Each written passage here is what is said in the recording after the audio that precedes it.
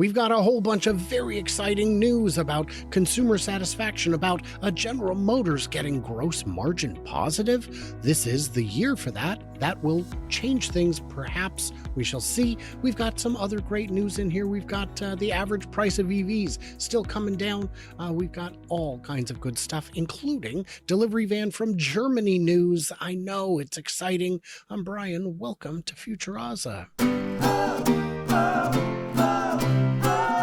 I think I said that in the video the other day we did about the semi-factory, but it remains true. I am Brian, and I welcome you and the audience to Future Ozza. Yeah, I should probably include that next time. Absolutely. People know. There are people who, when the editor's on vacation, I don't use the jingle. There are people who say, "Oh, thank goodness," and others who say, "Aw, I miss it." So. And I have had people tell me at presentations that when I say who I am, they can still hear it. Ah, there it is. Yeah. There's the jingle in my head. There's the jingle. Yeah. Well, what are you going to do? No, really, what are you going to do? Well, if you're Toyota and Honda and Tesla, they're leading the satisfaction charge. I don't know if that's a good way to phrase it or not.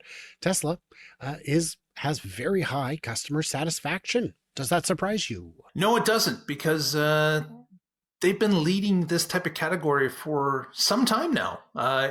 They've always had some great numbers when it comes to customer retention and customer satisfaction. Yeah, brand loyalty is very strong among Tesla. That might change over the next year or four, but for now, it remains quite strong. And I know a lot of people who say, boy, I really don't care for the political side, but if somebody else made a car this good, I'd buy that instead. That has not happened yet. This is only among EV brands, but I think among EV owners. I'm curious how on earth Toyota ranks so highly in satisfaction. I guess it's because the BuzzForks is sufficiently new that they haven't had time to have problems with it. Or it's just, brand affinity, I guess. Well, you realize that a lot of these Toyota owners, coming from a Prius or some other gasoline car that Toyota has had, they're quite happy to move into a Toyota EV. Probably their first forte into an EV, I would imagine.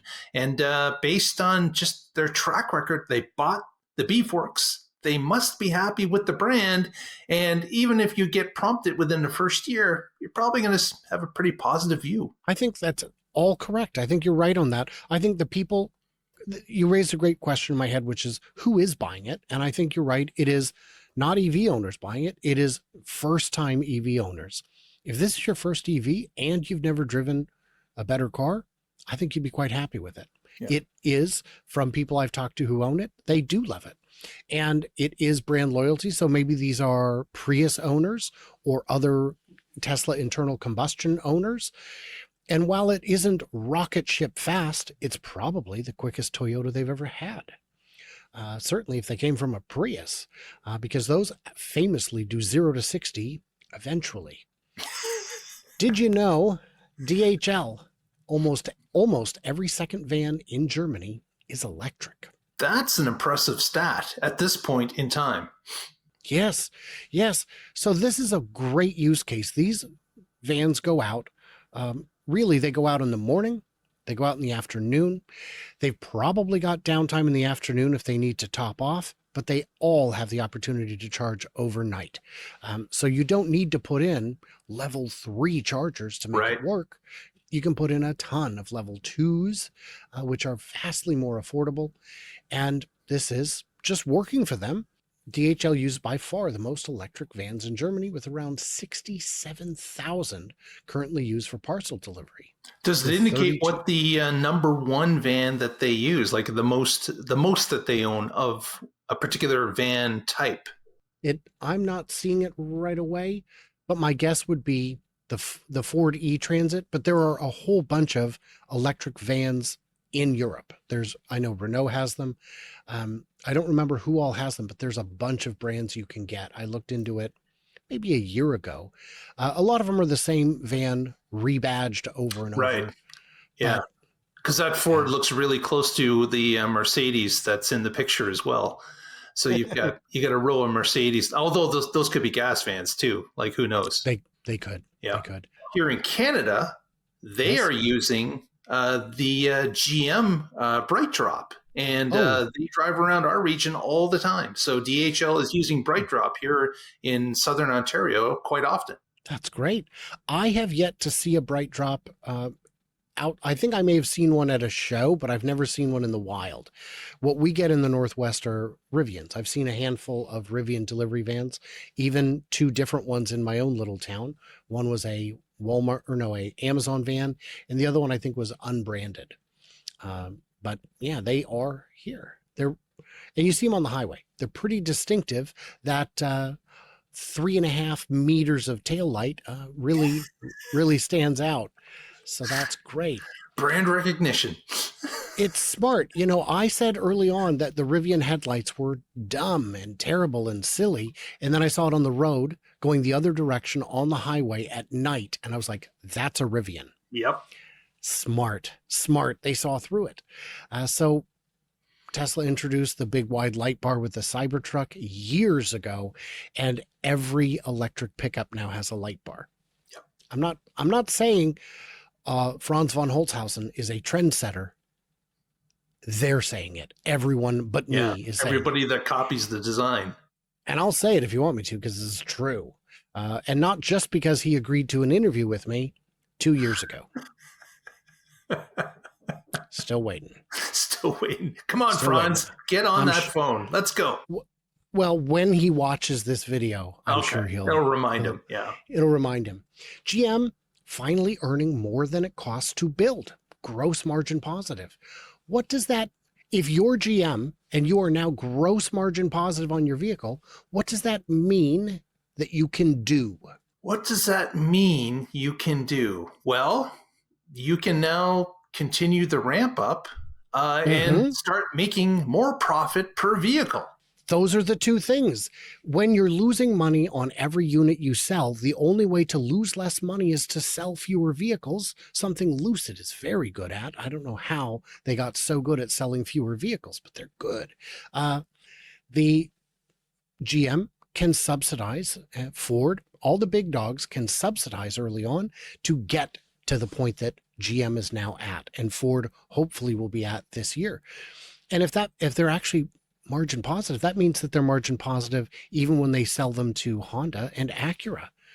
That means they can open the floodgates and, as you said, reduce costs further. So this is very encouraging news. GM's financial results for 24 included a big milestone. They're actually making money. So yeah, EVs are generally unprofitable for just about everyone. GM has turned the corner. GM now has about 13% of the US EV market. Fantastic. Fantastic.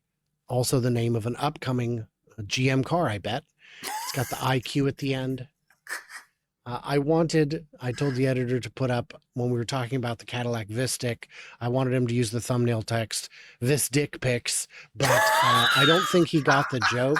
So it's fine. It probably wouldn't have gone over that well. Oh, I beg you to try that again. Well, we'll have talk to your editor. Talk to the editor. We'll have to have a show about this dick pics. The average price of an EV's fallen 25% since 2018. Now, 2018, what were the options on the market? Yeah, very low at that point. Very few. SX, Leaf, Bolt, I think. That's what, well, and actually we did have, in 18, we got the Model 3, but it was the early ones, which were premium priced. But still, a 25% drop in about 6-7 years. Yes. So that's progress. Yes. In the USA, down 25%, while inflation adjusted internal combustion stayed the same. Eurozone down a little bit less, while internal combustion has gone up. The spread is roughly equal. UK EVs have gotten a little bit cheaper, while gas has gotten quite a bit more expensive. China, internal combustion has gotten quite cheap because it has no resale value. Yes. You are purchasing Policy says you're buying an EV next or you're getting nothing. you are purchasing a pre-stranded asset. So don't do that in China. I will have, it looks like I will be having Kyle Connor from Out of Spec on the show within the next week to discuss all things China. He had a chance to experience FSD equivalents from other brands that he thought were quite competent and capable, but also just the EVs themselves, about which he had, frankly, rave reviews. I'm looking forward to getting some of those insights. Join us, won't you? Come on back, one and all, for the show, the big show with Kyle. So yeah, prices have gone down. Can't complain about that. I mean, I can complain about anything. It's among my core skills. I put it on my resume right next to 2007 Time Person of the Year. And I also got a Turing test certificate of completion, which is nice. Wow. Participation plaque that said I did participate. I did not pass it, but I was there.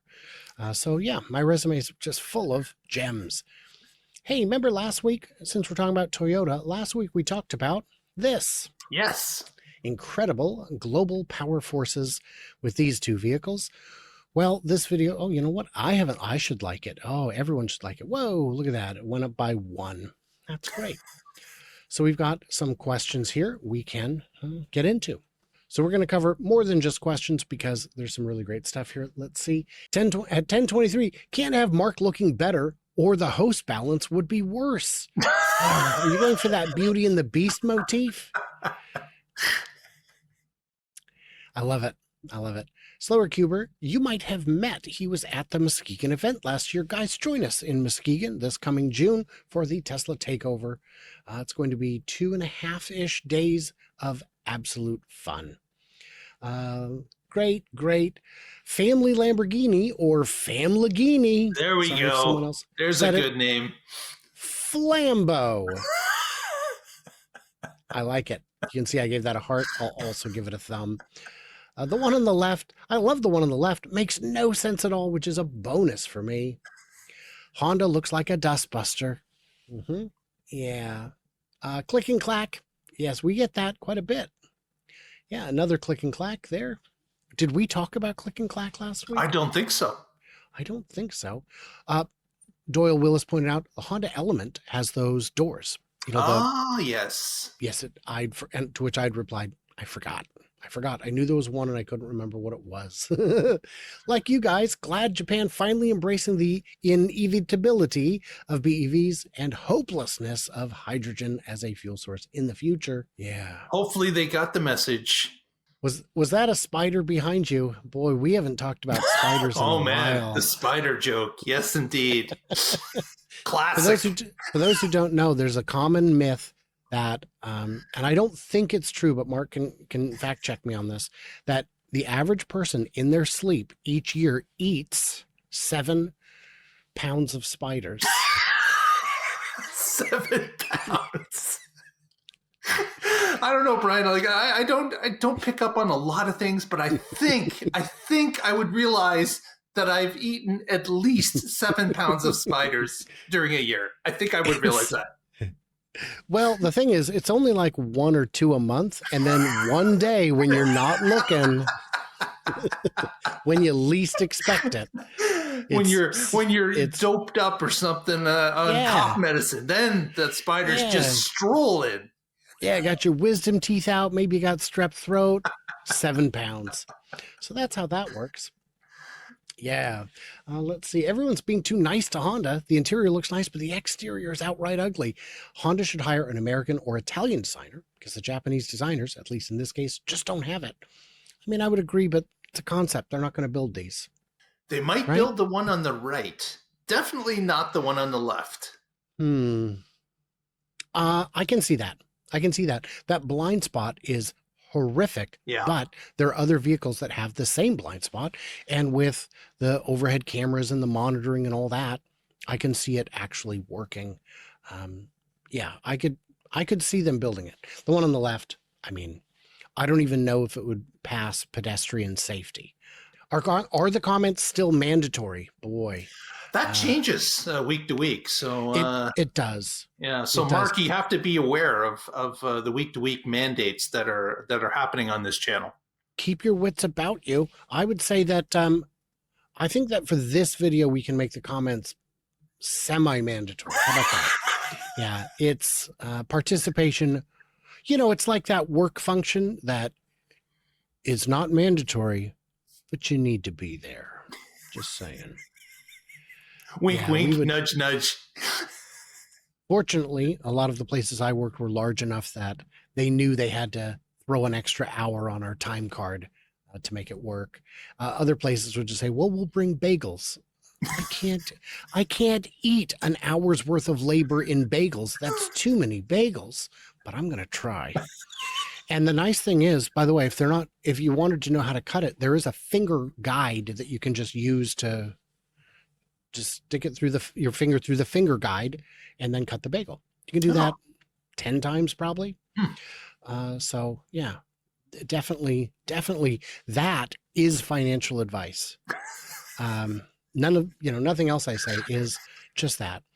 Guys, in the comments, what did we miss? What did we misunderstand? Leave it. I enjoy hanging out with Mark. It is a lot of fun. He's been covering EVs longer than I have. He's been an EV owner longer than I have. And his insights are greatly valuable. And I appreciate you coming every week, Mark. It's a lot of fun, and not just because you're a fantastic straight man. But that doesn't hurt. I appreciate it as well, Brian. It's fun to be here, and I thank you for inviting me every once in a while. Yeah. He's here every week. He appreciates it every month or two. Guys, leave it. Check out the Tesla Life show. See what him and Casey and Patrick are up to from week to week. It changes with the news. And everybody else, like, subscribe, do what you do. Stay tuned, stay juicy. And I cannot wait to hear from you clever robots when you discover the truth about 7 pounds of spiders. Yes.